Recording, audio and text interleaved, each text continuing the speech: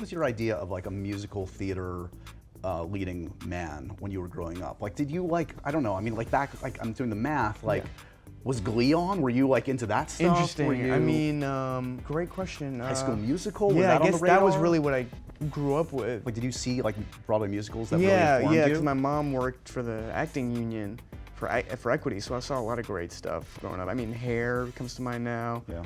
Gypsy, Billy Elliot. Okay, so you get this gig, you know what kind of undertaking it's going to be. You have a friend and a resource that knows this stuff pretty well, Zendaya.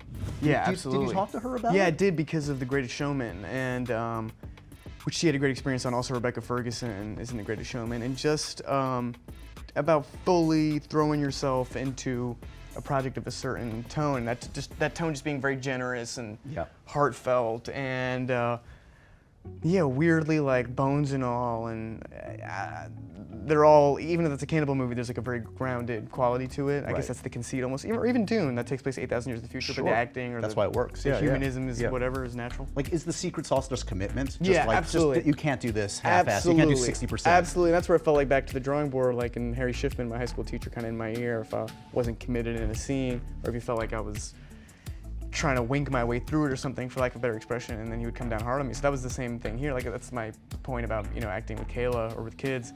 If you're not fully committed, that's what was even great about the screening we just did. I don't know, it's like, you know, how pompous or arrogant to think otherwise, as far as like, if you're not fully committed, then why should anybody even, you know?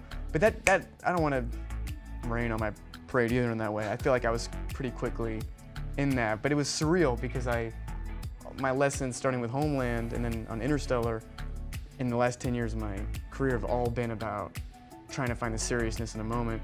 You gotta tell me if any of this is like too boring or too detailed. No, never. But also like, I was really prideful when I was like 18, 19, 20, 21 that I never wanted to feel like you could see how thrilled I was to be in something on screen, because no one in real life, like on Interstellar, if you were living on a farm in a dystopian sort of future. I'd take you out of if Timmy's like grinning in the corner in this dystopian landscape.